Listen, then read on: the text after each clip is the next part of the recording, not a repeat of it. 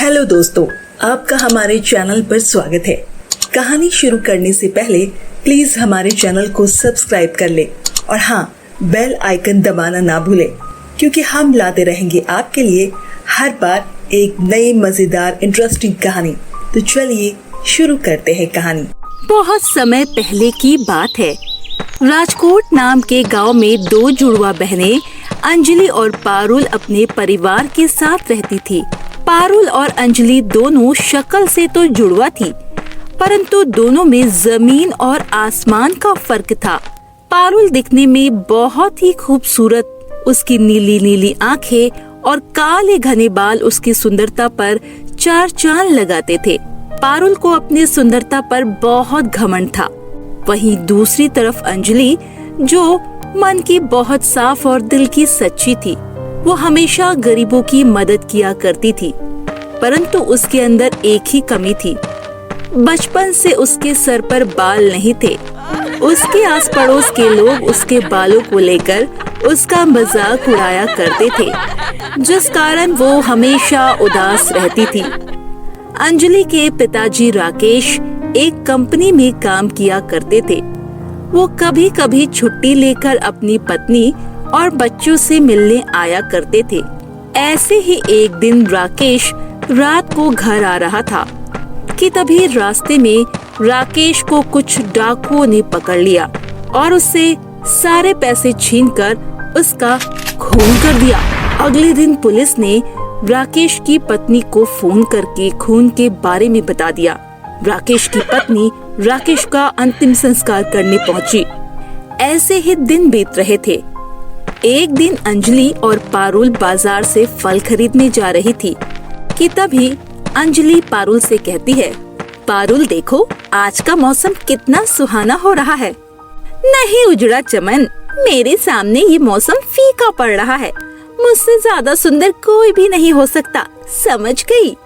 इस तरह पारुल को अपने ऊपर बहुत घमंड था। उसे अपने रंग रूप के आगे कोई भी चीज सुंदर नहीं लगती थी। कुछ समय बाद अंजलि और पारुल फल की दुकान पर पहुंच जाते हैं। तभी वहां खड़ी औरतें अंजलि और पारुल को देखकर बातें करने लगती है। देखो देखो पार्वती बहन, ये दोनों जुड़वा बहनें हैं और दोनों में जमीन आसमान का फर्क है। एक ईद का चांद है तो दूसरी गंजी भेड़। ऐसा लग रहा है जैसे जमीन और आसमान एक हो गए हैं। पता नहीं इस गंजी की शादी कैसे होगी। और वहीं दूसरी तरफ पारुल की शादी तो एक राजकुमार से होगी। क्यों पार्वती बहन, मैंने सही कहा ना? हाँ सविता बहन, तुम बिल्कुल सही कह रही हो। ऐसा कहकर औरतें अंजलि का मजाक उड़ाया करती थी। अंजलि रोते हुए घर आ जाती है। पारुल अपनी माँ से कहती है, मम्मी जी, अब मैं इस गंजी के साथ कभी भी बाहर नहीं जाया करूँगी। हम दोनों को देखकर लोग कहते हैं इन दोनों में कितना जमीन आसमान का फर्क है। और कहते भी तो सही है, मैं दिखने में कितनी गोरी और खूबसूरत हूँ। और ये गंजी, अब मैं इसके साथ बाहर नहीं जाया करूँगी मम्मी। ये मेरी बहुत बेइज्जती करवाती है। पारुल, इस सब में तुम्हारी बेइज्जती कहाँ हो रही है? वो सभी औरतें तो तुम्हारी प्रशंसा कर रही थी, तुम्हारी बहुत तारीफ कर रही थी। वो सब तो मुझे भला बुरा कह रही थी, मुझे टकली कह रही थी। बेइज्जती तो मेरी हो रही थी पारुल। तुम जानती हो, जब वो औरतें मेरे बालों को लेकर बातें कर रही थी तो मुझे कैसा लग रहा था? उन लोगों के ऐसा कहने से मुझे बहुत बुरा लगता है, लेकिन तुम कहाँ समझ पाओगी? तुम्हारे रंग रूप को लेकर आज तक किसी ने तुम्हारा मजाक थोड़ी ना बनाया है। हाँ, ये तो सही कह रही हो। सुंदरता ही सभी को पसंद आती है, बदसूरत लोग किसे पसंद आते हैं? नहीं पारुल, तुम गलत कह रही हो। इंसान की सुंदरता ही सब कुछ नहीं होती, उसका दिल भी साफ होना चाहिए। और मैं जानती हूँ मेरी बेटी अंजलि का दिल बहुत ही सुंदर है। वो अपने से पहले हमेशा गरीब और जरूरतमंद लोगों के बारे में सोचती रहती है। अच्छा, तुम दोनों से बात करने में मैं तो भूल ही गई। आज शाम को हमें पड़ोस की काकी के यहाँ उनकी पोती के जन्मदिन पर जाना है। तुम दोनों समय पर तैयार हो जाना। ऐसा कहकर अंजलि की माँ चली जाती है। शाम हो जाने के बाद अंजलि और पारुल तैयार हो रही थी। तभी पारुल हंसते हुए अंजलि से कहती है, गंजी लड़की, आज तक मैंने बस सपने में ही देखी थी और आज असलियत में भी देख लिया।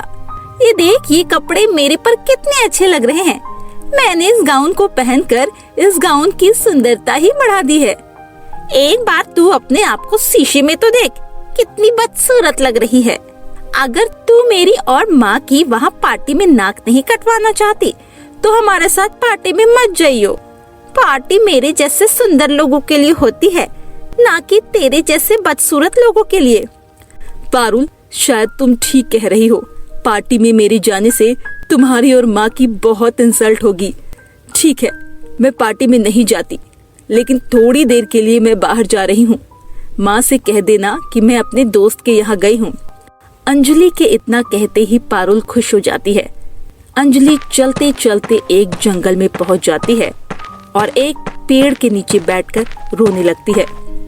मेरे बाल नहीं है और मैं दिखने में सुंदर नहीं हूँ, तो इसमें मेरी क्या गलती है? क्या बदसूरत लोगों को जीने का कोई हक नहीं होता? लोग बाग मुझे जिंदगी में खुश क्यों नहीं रहने देते? आखिर दुनिया वालों को क्या मिलता है ये कहकर कि तुम कहीं जाने के लायक नहीं हो? क्या मैं अपनी जिंदगी में खुश नहीं रह सकती? ऐसा कहकर अंजलि बहुत रो रही थी। तभी वहाँ एक बूढ़ी औरत आती है और अंजलि से कहती है, क्या हुआ बेटा, इस घने जंगल में तुम क्यों रो रही हो? लगता है तुम बहुत परेशान हो। जी दादी माँ, आप बिल्कुल सही समझ रही हो। मैं बहुत परेशान हूँ क्योंकि लोग मुझे टकली कहकर चिढ़ाते हैं। बस इतनी सी बात, इस जंगल में सीधे चलते रहना। आगे तुम्हें एक नदी दिखाई देगी और तुम उस नदी में एक बार नहा लेना। उसके बाद क्या होगा तुम सोच भी नहीं सकती हो। बेटी, जाओ और उस नदी में नहाकर अपना मन शांत कर लो। उस बूढ़ी औरत के अनुसार अंजलि जंगल पार करके उस नदी के पास पहुंच जाती है और नदी से कहती है, हे जादुई नदी, मुझे तू अपने अंदर बुला और जिस वजह से मेरा मन अशांत है वो चीज देखकर मेरा मन शांत कर दे। ये कहकर अंजलि उस नदी में नहाने चली जाती है। थोड़ी देर नदी में नहाने के बाद वापस घर लौट आती है। घर पहुंचकर जब अंजलि अपने आप को आईने में देखती है तो वो देखती है कि वो पहले से कहीं ज्यादा गोरी हो गई है और उसके सर पर सुनहरे बाल भी आ गए हैं। उसे अपनी आंखों पर भरोसा नहीं होता। अंजलि बहुत खुश हो जाती है क्योंकि वो बहुत ही ज्यादा खूबसूरत लग रही थी, मानो जैसे कोई परी लोक से परी उतरी हो।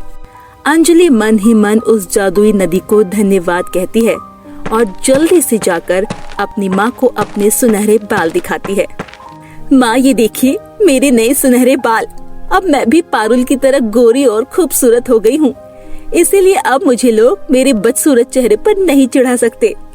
अंजलि बेटा, मुझे तो पहले ही पता था कि एक ना एक दिन तुम्हारे बाल जरूर आ जाएंगे।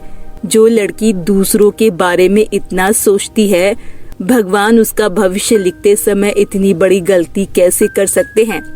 अंजलि अपने नए बालों को देखकर बहुत खुश होती है और उस दिन के बाद अंजलि अपनी माँ और बहन के साथ हंसी खुशी से रहने लग जाती है।